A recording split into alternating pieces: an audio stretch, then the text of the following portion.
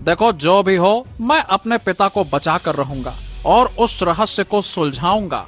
तो सुनो, उससे पहले तुम्हें एक विशेष कार्य करना होगा। अगर तुम मेरी बात मानोगे तो ही सफल हो पाओगे। ठीक है, मुझे तुम पर विश्वास है। बताओ मुझे क्या करना होगा। यहाँ से कुछ दूर एक तालाब है। उसका पानी पवित्र माना जाता है, पर वर्षों से एक राक्षस ने उस तालाब पर कब्जा कर लिया है। कोई भी उस तालाब का पानी नहीं ले सकता। उस जल की विशेषता है, यदि वो पानी किसी शापित प्राणी पर डाला जाए तो वो शाप मुक्त हो जाता है, और अगर किसी राक्षसी शक्ति पर डाला जाए तो वो जलकर राख हो जाती है। ठीक है, तो मुझे उस तालाब तक ले चलो। मैना पक्षी उड़ने लगी और राजकुमार अर्जुन उसके पीछे पीछे चल पड़ा। कुछ ही देर में वो पवित्र तालाब के सामने पहुंच गए। यही है वो तालाब। राजकुमार अर्जुन इधर उधर देखने लगा। तभी उसकी नजर एक छोटी सी मटकी पर पड़ी। जैसे ही उसने मटकी को तालाब में डुबोया, पानी में से काला धुआं उठने लगा और वो धुआं एक राक्षस में परिवर्तित हो गया। तुम्हारी हिम्मत कैसे हुई इस तालाब से पानी लेने की? क्या तुम नहीं जानते कि ये मेरा क्षेत्र है? देखो, इस तालाब का पानी मेरे लिए बहुत ही आवश्यक है। राक्षस कुछ क्षण उसे घूरता रहा और फिर रंग बिरंगे धुएं से सुंदर पुरुष में बदल गया। हो, तो तुम राक्षस नहीं थे? मैं बुरे लोगों के लिए राक्षस हूँ, पर वास्तव में मैं इस जंगल का रक्षक देवता हूँ। जो भी इस तालाब का पानी लेने आता है, राक्षस को देखकर डर कर भाग जाते हैं, लेकिन तुम नहीं डरे। अब तुम इस तालाब का पानी जितना चाहे ले सकते हो। राजकुमार अर्जुन ने शीशी में पवित्र जल भरा और मैना पक्षी से कहा, हाँ चलो, अब मुझे किले तक ले चलो। चलो, मैं तुम्हें किले तक पहुंचा देती हूँ। कुछ घंटों बाद राजकुमार अर्जुन कनिष्क किले के बाहर खड़ा हुआ था। अब तुम्हें आगे का सफर खुद ही तय करना होगा। तुम्हें किले के अंदर स्वयं जाना होगा। क्या बात है, तुम मेरे साथ किले के अंदर नहीं चलोगे? नहीं, अंदर किले में तुम्हें तुम्हारे पिता और वो मूर्तिकार भी मिल जाएगा।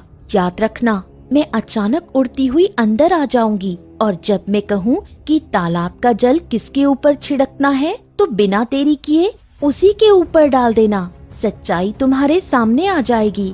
मैना पक्षी तुरंत उड़ती हुई वहाँ से चली गई और राजकुमार अर्जुन किले के भीतर चला गया। किले के अंदर प्रवेश करते ही राजकुमार अर्जुन ने देखा कि एक पिंजरे में उसके पिता राजा विक्रम बंद थे और पिंजरे के सामने एक सुंदर युवक और एक अत्यंत सुंदर स्त्री आंखें बंद किए हुए मंत्रों का जाप कर रहे थे। हाँ, मुझे पूरा विश्वास था अर्जुन कि तुम मुझे बचाने के लिए यहाँ जरूर आओगे। हाँ मेरे बेटे। राजा विक्रम की आवाज सुनते ही वो सुंदर स्त्री और युवक अपनी आंखें खोल देते हैं। युवक मुस्कुराते हुए अर्जुन की ओर देखता है। तो बेटा अपने पिता को बचाने आया है, लेकिन मूर्ख, तू नहीं जानता कि अब तू भी यहाँ से कभी बाहर नहीं जा पाएगा। यह तेरी गलतफहमी है मूर्तिकार। तू मुझे यह बता कि तूने मेरे पिता को बंदी बनाकर क्यों रखा है? आखिर तूने किसकी मूर्ति बनाई थी जो जीवित होकर मेरे पिता का अपहरण करके यहाँ ले आई उन्हें? आखिरकार ये सब कुछ हो क्या रहा है और है कौन तू? बता मुझे।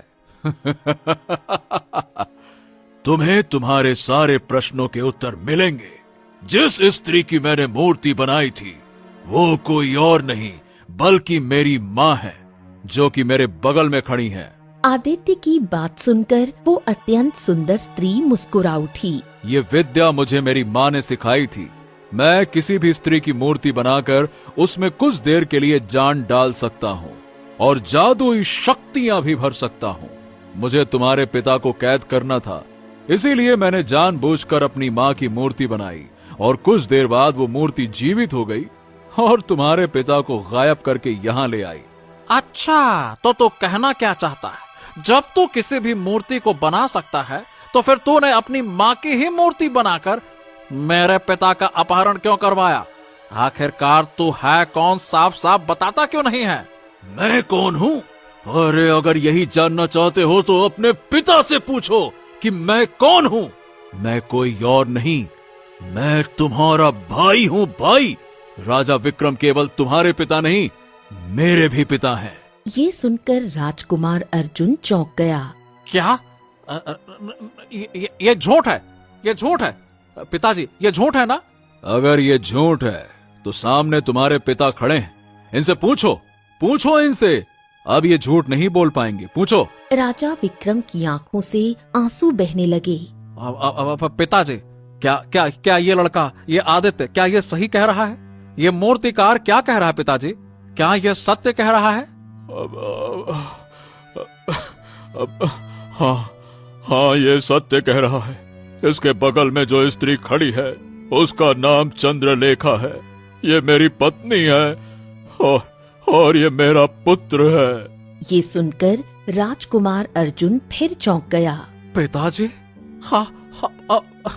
आपने पहले क्यों नहीं बताया? आखिरकार ये क्या रहस्य है? अरे क्या बताऊं बेटा, मुझसे बहुत बड़ी भूल हो गई थी। शायद उसी की सजा हमें अब मिल रही है। चंद्रलेखा हमारी पहली पत्नी थी। चंद्रलेखा के बाद ही मैंने तुम्हारी माँ से विवाह किया था और फिर तुम्हारा जन्म हुआ।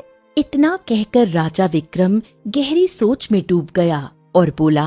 राजा विक्रम महल के बगीचे में खड़ा हुआ था कि तभी उसका पिता महाराज भैरव उसके पास आया। हाँ, ये बात उन दिनों की है जब मेरे पिता ने राज्याभिषेक से पहले, मतलब बस एक ही दिन पहले मुझे बुलाकर कहा, विक्रम, तुम्हें अभी इसी समय वल्लभगढ़ जाना होगा। वहाँ पर मैंने तुम्हारा रिश्ता चंद्रलेखा नाम की एक सुंदर राजकुमारी से तय कर दिया है। याद रखना, चंद्रलेखा की एक जुड़वा बहन तारा भी है।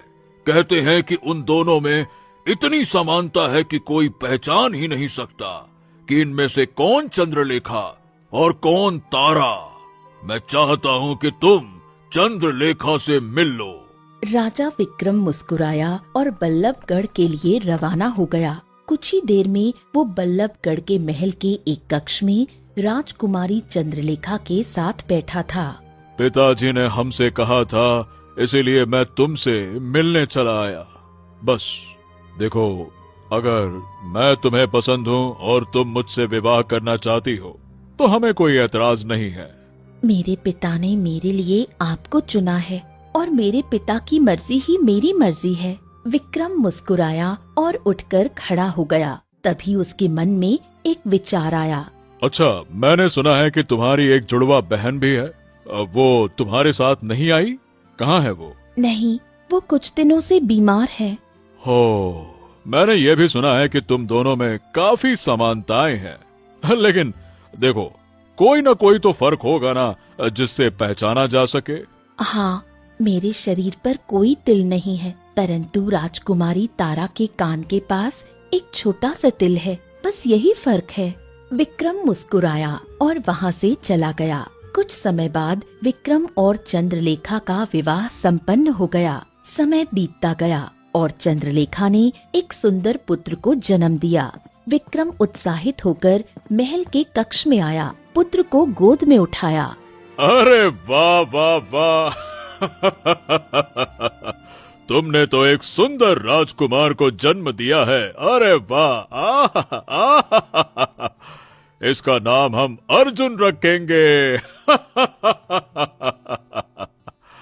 इतना कहकर विक्रम मुस्कुराता हुआ राजकुमारी को देखने लगा, लेकिन तभी उसकी दृष्टि उसकी कान पर गई। वहाँ एक छोटा सा तिल था।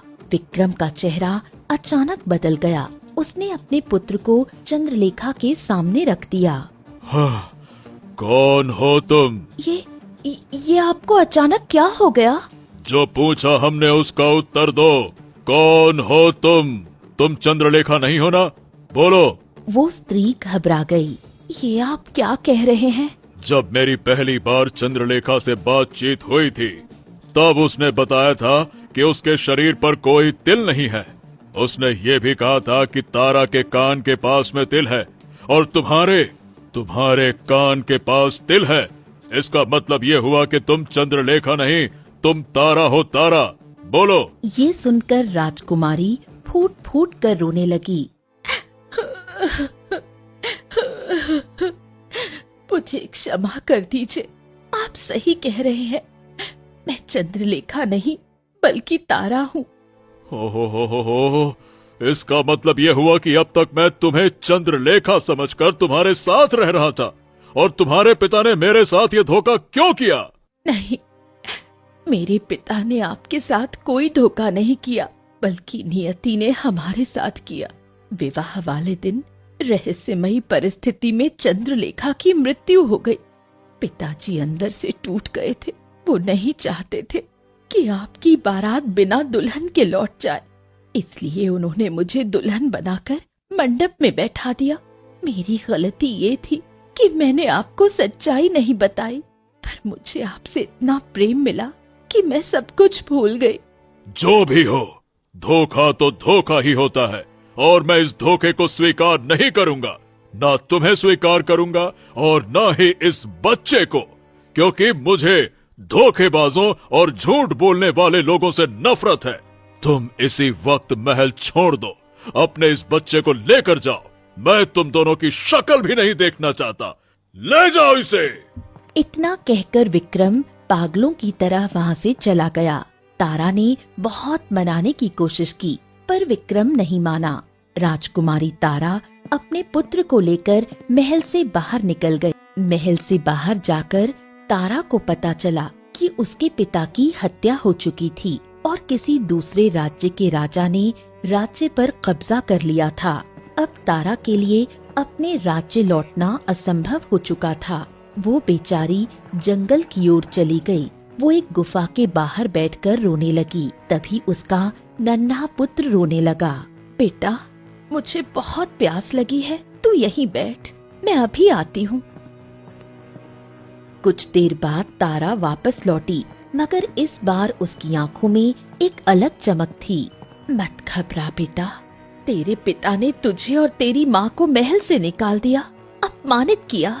अब मैं तुझे ऐसी विद्या सिखाऊंगी कि तू बड़े से बड़े योद्धा को भी अपने घुटनों पर ला सकेगा। ये कहानी सुनकर अर्जुन चौंक गया। आदित्य की आंखों में आंसू थे। पूछो इनसे पूछो ना, आखिर मेरी माँ की गलती क्या थी? उसने क्या धोखा किया था और मेरा कसूर क्या था? पूछो। राजा विक्रम फूट फूट कर रोने लगा। अरे मुझे माफ कर दो, मैंने एक भूल की थी और ये बहुत बड़ी भूल थी। मेरी माँ ने मुझे पाल पोस कर बड़ा किया, काली विद्या सिखाई ताकि मैं तुम सबसे बदला ले सकूं। तभी अब तक चुप बैठी तारा बोल उठी, देर मत करो, जो मंत्र मैंने तुम्हें सिखाए हैं उनका जाप करो और इस अर्जुन पर उस मंत्र का प्रहार कर दो। अब समय आ गया है इस राज्य को अपने अधीन करने का। तभी आकाश में उड़ती हुई मैना पक्षी कक्ष में प्रवेश कर गई। राजकुमार अर्जुन, अब समय आ गया है, पवित्र तालाब का जल मेरे ऊपर और इस स्त्री के ऊपर छिड़क दो। ये सुनकर तारा और आदित्य चौंक गए, परंतु राजकुमार अर्जुन ने बिना देर किए शीशी में भरा जल पक्षी पर छिड़क दिया और फिर तारा पर भी फेंक दिया। अगले ही पल रंग बदलने लगे, तारा चीखने लगी, उसका रूप बदलने लगा। कुछ ही क्षणों में तारा एक भयानक झुर्रियों से भरी बूढ़ी औरत में परिवर्तित हो चुकी थी। ये दृश्य देखकर राजकुमार आदित्य पूरी तरह से चौंक गया। अगले ही पल वो बूढ़ी औरत विकराल रूप धारण कर चुकी थी। उसे देखकर राजा विक्रम भी कांप गया। ये क्या? ये तो वही बूढ़ी औरत है जिसे मैंने और मेरे पिता ने बरसों पहले काला जादू करने के आरोप में महल से धक्के देकर बाहर निकाल दिया था। तभी अचानक राजा विक्रम का पिंजरा गायब हो गया और अगले ही क्षण रंग बिरंगे प्रकाश में मैना पक्षी तारा के वास्तविक रूप में परिवर्तित हो गई। ये दृश्य देखकर अर्जुन और आदित्य स्तब्ध रह गए। बेटा, जिसे तू अब तक माँ समझता रहा वो मैं नहीं, ये बूढ़ी डायन थी जिसने तुझे काली विद्या सिखाई तेरे हृदय में नफरत, ईर्ष्या और क्रोध भर दिया। तेरी असली माँ मैं हूँ। डायन गुर्राने लगी और आदित्य की ओर देखकर चिल्लाई, ये सही कह रही है। इतना ही नहीं, मैंने ही इसकी बहन चंद्रलेखा को इसके विवाह के दिन ही अपनी जादू की शक्ति से मार दिया था, क्योंकि मैं केवल विक्रम से बदला लेना चाहती थी और मैंने ही इस तारा को मैना पक्षी में परिवर्तित किया था, लेकिन ये अपने असली रूप में आ गई। उस दिन जब मैं गुफा के बाहर पानी पीने गई तो तूने मुझे तालाब के किनारे पा लिया, मंत्रों के बल पर मुझे पक्षी बना दिया और खुद मेरे रूप में मेरे बेटे के पास लौट आई। और फिर मैं वर्षों तक अपने पुत्र से नहीं मिल पाई, लेकिन जब वर्षों बाद अर्जुन कनिष्क के जंगल में आया और उसने मुझे सब बताया तो मैं समझ गई कि समय आ गया है मुक्त होने का। जंगल में रहते रहते मैंने ज्ञान अर्जित कर लिया था। मैं उस पवित्र तालाब के बारे में जानती थी और क्योंकि अर्जुन मेरे पति का पुत्र था, मुझे उस पर भरोसा था। इतना कहकर तारा अपने पुत्र आदित्य के पास चली गई और अगले ही पल वो भयानक डायन धधकती आग में जलकर राख हो गई। राजा विक्रम तारा के पैरों में गिर पड़ा। मुझे क्षमा कर दो तारा। उस समय मैं क्रोध में था, पर जब मुझे अपनी गलती का एहसास हुआ तो मैं तुम्हें और अपने पुत्र को बहुत खोजा। मैंने बहुत ढूंढा, लेकिन तुम दोनों कहीं नहीं मिले। तारा की आंखों में आंसू आ गए। मुझे आपसे कोई शिकायत नहीं है। आदित्य अपने पिता की ओर बढ़ा। पिताजी, मुझे क्षमा कीजिए। मुझे नहीं पता था कि जिसकी छाया में मैं बड़ा हुआ वो मेरी माँ नहीं थी, बल्कि एक पिशाचिनी थी। और मेरी सगी माँ एक पक्षी बनकर जंगलों में भटकती रही। मुझे नहीं पता था। राजकुमार अर्जुन मुस्कुराया। अरे बस कीजिए, अब आंसू पोंछ लो भैया। दुख के दिन समाप्त हुए। अब आप मेरे भाई हैं और मैं आपका भाई हूँ और हम दोनों के ये पिताजी हैं। राजा विक्रम मुस्कुराया और अपने दोनों पुत्रों को गले से लगा लिया। वो अपने परिवार को लेकर महल लौट आया। राज्य की सभा में सबके सामने उसने अपने बड़े पुत्र आदित्य को राज्य का उत्तराधिकारी घोषित किया। अर्जुन को कोई ऐतराज नहीं था। वो गर्व से मुस्कुरा